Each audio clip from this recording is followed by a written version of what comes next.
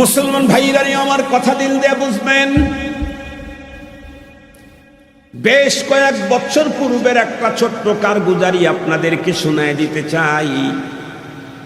হযরতজির বন্ধুরা আমার, নিজামুদ্দিনের মসজিদের একটা ঘটনা আপনাদেরকে শোনায় দেই।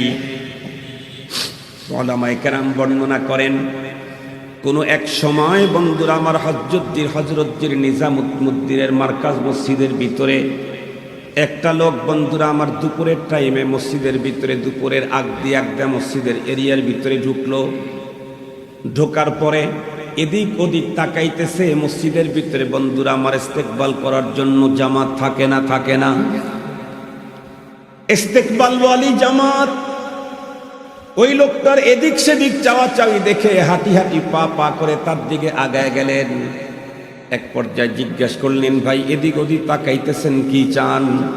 সে তখন উত্তর করতেছে, না কিছু চাই না, আমি একটু আমার অন্তরের ভিতরে প্রশান্তি আনায়নের জন্য এই জায়গায় ঢুকতে চাই। অন্তরের প্রশান্তি। উনি কিছু বুঝতেছেন না। জিজ্ঞাসা করছে, নাম কি? নাম যেটা বলছে অমুসলিম। বাড়ি কোথায়? আমেরিকায়। এখানে আমি কিচ্ছু বলতে পারবো না। আমি 4-5 দিন আগে আমেরিকা থেকে ইন্ডিয়াতে এসেছি। মূলত আমি আমার অন্তরের শান্তি প্রশান্তি অনুভব করতে পারতেছি না। বহুত জায়গায় গেলাম, অন্তর শুধুমাত্র কেবলমাত্র দুঃখ, বেদনা, টেনশন এগুলি ভরা। তো চাইলাম একটু দূরে যাই, একটু ঘুরে আসি, একটু ট্যুরে যাই, তাহলে অন্তরের ভিতরে শান্তি অনুভব হবে।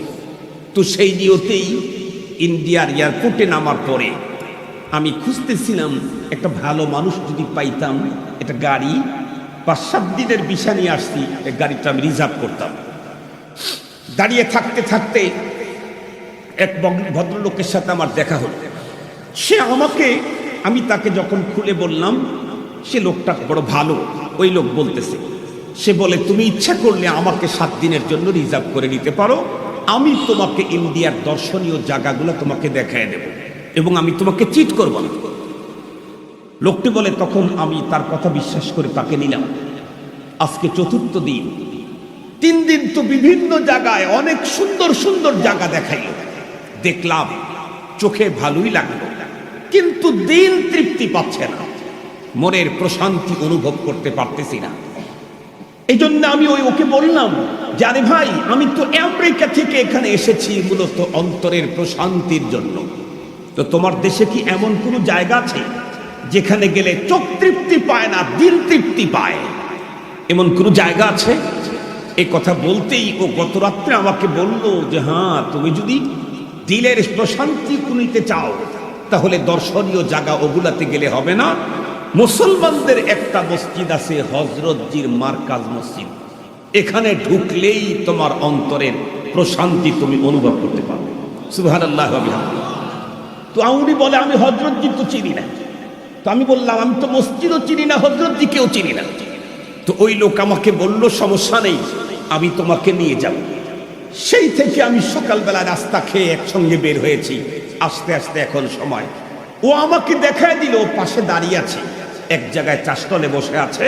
আমাকে বলল, তুমি ভিতরে ঢোকো, দেখবা ওখানে তালিম হচ্ছে, একজন কি বলতেছে আর লোকেরা শুনতেছে, তুমি ওখানে গিয়ে বসো, দেখবে তোমার অন্তরের ভিতরে প্রশান্তি অনুভব করতে পারবে। ইস্তেকবালে যে আছে সে তখন বলল, চলো তো দেখি তোমাকে কে পাঠাইলো। জিজ্ঞাসা করছে, সে বলছে, আমি খ্রিস্টান যে আসছে। তো পাঠাইলো কে? তশকিল করলো কে? 3 চিল্লার সাথী না 1 সাল লাগানেওয়ালা? কে তোমাকে তশকিল করে এখানে পাঠালো? ওকে নিয়ে বাইরে গেছে। যাওয়ার পরে খুঁজে খুঁজে ড্রাইভারকে বের করছে। ড্রাইভারের কাছে গিয়ে যখন জিজ্ঞাসা করছে, তুমি ওকে এখানে পাঠাইছো? বলে, হ্যাঁ। নাম কি তোমার? নাম যা বলছে তাতে একজন টাটকা হিন্দু। বুঝেন নাই? মুসলমানদের নামে বোঝা না গেল হিন্দুরা মুসলিম, কিন্তু হিন্দুদের নামে বোঝা যায় যে এটা মুসলিম না। কথা বলেন না কেন? পৃথিবীর কোনো একজন হিন্দুর নাম আব্দুর রহমান, আব্দুল্লাহ, আব্দুল বাসের, আব্দুল কাদের, আব্দুল কাইয়ুম নাই। মুসলমানের নামে তার ধর্ম না বোঝা গেলেও হিন্দুদের নামেই বোঝা যায় এই লোকটা কোন ধর্মের। নাম যখন বলছে তখন তো বুঝেছে এটা তো দাদা।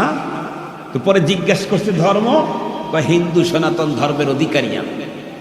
তখন উনি আরো অবাক হয়ে গেছে, আরে তুমি হিন্দু আর লোকটা খ্রিস্টান, তুমি ওকে তশকিল করে এই মসজিদে ঢুকায় দিলে তার কারণটা কি?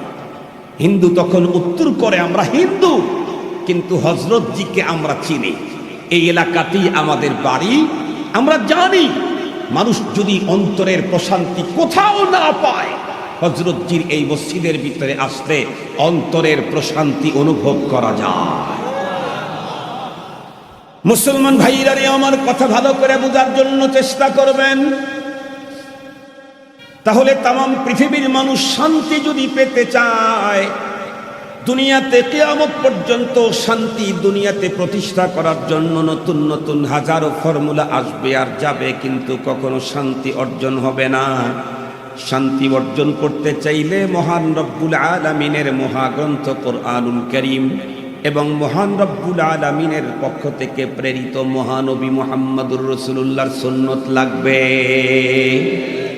মুসলমান ভাইরা রে আমার, কিন্তু দুঃখের বিষয় হলো দিন যত গড়তেছে মুসলমান ততই শান্তির জন্য কোরআনুল কারীমকে বাদ দিয়ে অন্য পথে ছুটাছুটি শুরু করছে। কোরআন কারীমকে বাদ দিয়ে বাইপাস করে মাইনাস করে মুসলিম জাতি দুনিয়াতে কখনোই শান্তি পেতে পারে না। তাই তো কবি বড় সুন্দর করে বলে দিয়েছেন, छोड़कर कुरआन को मुस्लिम अपनी रब से बेगाना हुआ, खुद भी रुसवा हुआ और दीन को भी रुसवा किया। वो जमाना में मुअज्जज थे हामिले कुरआन होकर, हम जलीलो खार हुए तारिके कुरआन होकर। পৃথিবীতে মুসলমান শান্তি ছিল, নিরাপত্তায় ছিল, ছিল তাদের আধিপত্য, তাদের পাওয়ার। আজকে মুসলমান শান্তি নেই, নিরাপত্তা নেই, নেই তাদের কোনো পাওয়ার। কারণ পাওয়ারের মূল বস্তু থেকে আমরা অনেক দূরে, সেটি হলো কোরআন। যদি বলেন সেটি কি? কোরআনকে ছেড়ে দিয়ে মুসলিম কখনো তাদের ইতিহাস ঐতিহ্য রক্ষা করবে তো দূরের কথা, তাদের অস্তিত্ব রক্ষা করতে পারে না। আপনাদেরকে সহজে বুঝবার জন্য একটা মিসাল দিলে খুব ভালো বুঝবেন। আমাদের দেশে খাল বিল আছে না, পুকুর আছে না, নদী নালা আছে না, সাগর আছে না? কথা বলেন, সাগর আছে না? এই পৃথিবীতে মহাসাগরও আছে, এই পৃথিবীতে মহাসাগরও আছে। দিল দিয়ে কথা ভালো করে বুঝবেন। এই ওয়াজ শুধুমাত্র কেবলমাত্র কান শুট করতে আসবেন, শুনতে একটু ভালো লাগবে, শুনলে অন্তরের ভিতরে কিছু প্রতিক্রিয়া হবে, একটু হাসবেন, একটু কাঁদবেন, চলে যাবেন। আগে যেমন পরেও তেমন, এটা দিয়ে তেমন কোনো লাভ নাই। এখান থেকে সবক নিয়ে যেতে হবে, অন্তরের পরিবর্তন, ইনকিলাব তৈরি করতে হবে, চিন্তা চেতনার ভিতরে পরিবর্তন সাধন করতে হবে, অন্যথায় কখনোই মুসলমানদের কাজ হবে না। মুহতারাম হাজরিন, মহাসাগর থেকে একটা মহা মাছ ধরা হলো, যেই মাছটার বিশালতা 40 কিলোমিটার। কত বড়! এই মানের মাছ সাগরে থাকতে পারে, বিশ্বাস হয় কি? 100 বার। এর চাইতেও বড় মাছ মহাসাগরে আছে, যেই মাছের সকালবেলার নাস্তা খাবার জন্য এই গ্রামের তামাম মানুষ দিয়াও হবে না সকালবেলার নাস্তা। এই রকমের হাজার হাজার প্রাণীকে মহান রব্বুল আলামিন প্রতিদিন তাদের নিয়মিত যথা সময় রিজিকের ব্যবস্থা করেন কে? এত বড় পুরা গ্রামের মানুষ যাদের সকালবেলার নাস্তা, সেই প্রাণীর রিজিক যদি আল্লাহ পাক ব্যবস্থা করেন, আমার মতো ছোট্ট একটা প্রাণী আজকে রিজিকের ধান্দায় হারামখোর হতে হবে, এটা আমার কখনো বুঝে আসে না। আমাকে হারাম খেতে হবে, আমাকে হারাম খেতে হবে। মুহতারাম হাজরিন, আজকে তো